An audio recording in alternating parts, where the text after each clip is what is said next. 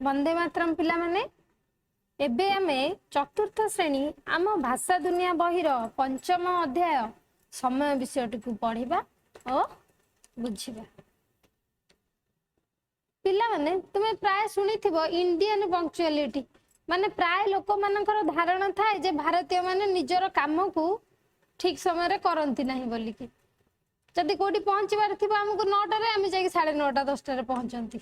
ए बेला समस्तंकर धारणा थाए किंतु कोन सब भारतीय एक समान की से भलिया किछि कथा को नै हमर ए विषयटी तबे चलो पढिबा ए विषयटी को।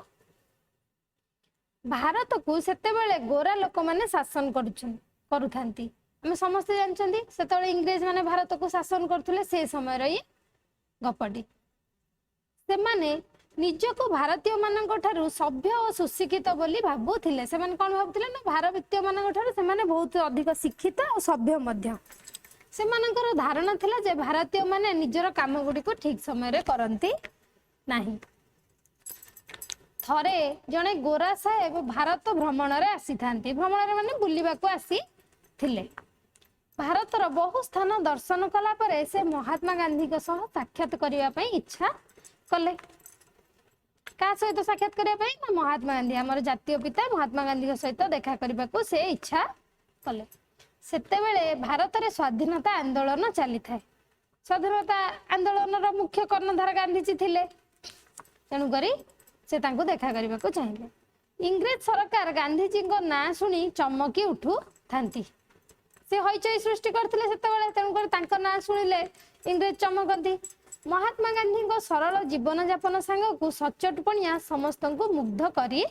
थाए आम समस्त जानती गांधीजी किभली पिंधुथिले कौन खाउथिले किभली जीवन यापन करथुले तेणु गोरा साहेब जनक गांधीजी सह ए सब कथा सुनी साक्षात करिया पई की इच्छा करथिले तेणु गोरा साहेब जनक गांधीजी सह साक्षात करी पदे कथा हेबा पई भारी आग्रही हेले समय धार्य करा गला ठीक करागला कौ दिन देखा हबो निर्दिष्ट समय रे गांधीजी को भेटिबा स्थिर हैला। देश काम रे गांधीजी सर्वदा व्यस्त थिले मध्य सबु काम निर्दिष्ट समय रे करिथांती से जत्ते भी व्यस्त थांती किंतु प्रत्येक काम को तांकर फिक्स टाइम रे करिवार अभ्यास थाए। गोरा साहेब जनक तो विदेशी लोक तेणु से भाबिले जे भारतीय माने जेउ समय देई थांती ताकू तो मानंती नाही कारण भारतीय माने जहा कहंती ताहा करंती नाही। गांधीजी अतिथि आगमन पथ को चाहि बसी थांती आगमन पथ माने केतेबेले से अतिथि जनक आसीबे तांको अनेकी बसी थांती घंटा रे तांकर 4टा बाजिला ठीक 4टा बेले साक्षात हेबा कथा गांधीजी बाहर पसी देखिले साहेबंकर देखा नै केतेबेले देखा हबार ठीक हेतिला 4टा बेले किंतु से आसी देखिले से गोरा साहेब जनक आसी नांती गांधीजी भाबिले किछि असुविधा होईछि तेनु साहेबंकर आसीबारे विलंब हैला अल्प समय बाहर अपेक्षा कला परे भाबिले ना आउ आसीबे नाही तेणु से अन्य काम रे व्यस्त रहिले गांधीजी कौन कले ना अपेक्षा कले देखिले किछि समय से आसु नांती तेणु से गले बे अन्य काम रे लागी गले किछि समय परे साहेब आसी पहुंचिले साहेब आसी कि पहुंचिले गांधीजी कार्य व्यस्त थिबारु तांको बाहर अपेक्षा करबा को पडिला ठीक समय रे आसिले नै गांधीजी अन्य काम रे लागला तेणु तांको अपेक्षा करबा को पडिला। अतिथि जनक बाहर बसी थांती गांधीजी को अडुआ लागिला से निज काम तक सारी दे घंटा देखिले निर्दिष्ट समय ठारू 10 मिनिट गड़ी जाइछि गांधीजी साहेब निकट को आसी कहले मु भाबिथिले आपण आउ आसीबे नाही ठीक समय रे आपण न आसीबारु मु अन्य काम रे व्यस्त रहि गेली आपण को एही केतोटी मुहूर्त अपेक्षा करबा को पडिला एथि पई क्षमा देबे कोन हला ना जतले गांधीजी काम रे लागिथिले सेही समय रे अतिथि जनक आसी बसिले बाहर तो एक कथा जानिला परे गांधीजी को भल लागिला नहीं जे जने बाहर अपेक्षा करछन से काम छाड़ी किरे तांको पाखो को आसिले आ तांको कहले जे मु भाबिली तुम आसीबो नहीं जेहेतु विलंब कलणी तेणु करी आपण को मते किछि समय मुहूर्तर अर्थ किछि समय अपेक्षा करबा को पडिला सेति पई कि से मध्य क्षमा मागी नेले साहेब निजर भूल बुझी पारी लज्जित हले अतिथि जनक कोन निजर भूल बुझी पारले तांगर भूल कोन थिला जे भारतीय माने कोनोसी काम ठीक रे करंती नाही बोली भारतीय मानक संपर्क रे तांकर भूल धारणा दूर होई गला जो भूल धारणा थिला जे से कोनोसी काम टाइम रे करंती नाही से धारणाटा तांक मनरु दूर होई गला। कीट पतंग माने मध्य समय अनुसार काम करिबा देखा जाए अनेक कीट पतंग समय अनुसार काम करंती क्षुद्र पिंपुड़ी और महुमाछी होउचंदी यार प्रकृष्ट उदाहरण माने आमे देखिचंदी पिंपुड़ी केबे भी बसी नथिबो चलीथिबो सब बेल पेंकी आ महुमाछी मध्य पिंपुड़ी रो कोनोसी समय वृथारे कटे नाही महुमाछी सही परी एक निरलस पतंग मन खुशी रे गुणु गुणु गीत गाई ए फूलरू से फूल को उड़ी उड़ी महु संग्रह करी आने तार प्रतिटी मुहूर्त कर्म रे ही कटि थाए से माने केबे रेस्ट नै कि बसंती नाही जीवन रे समय रो मूल्य सबुठारू बेसी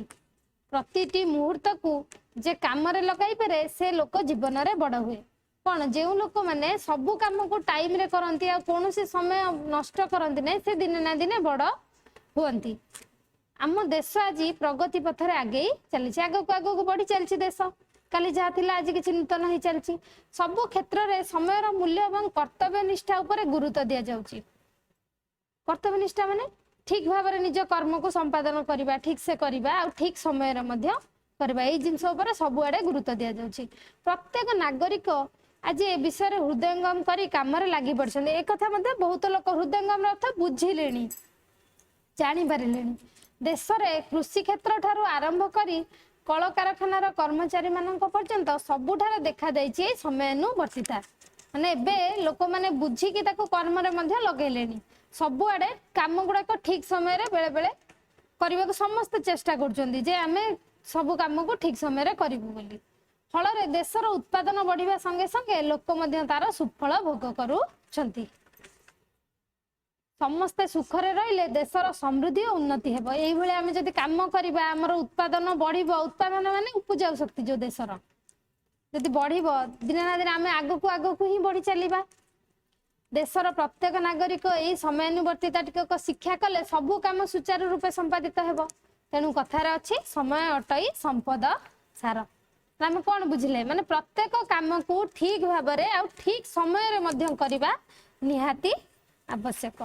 तबे विषय को आम भल भाव तो पढ़िला बुझिले एबे विषय प्रश्नावली गुड़ी को निजे करने को चेष्टा करवा किसी न बुझी पारे कौन जिनस आमको न आसिले कमेंट सेक्शन में लिखि जणाइबा धन्यवाद।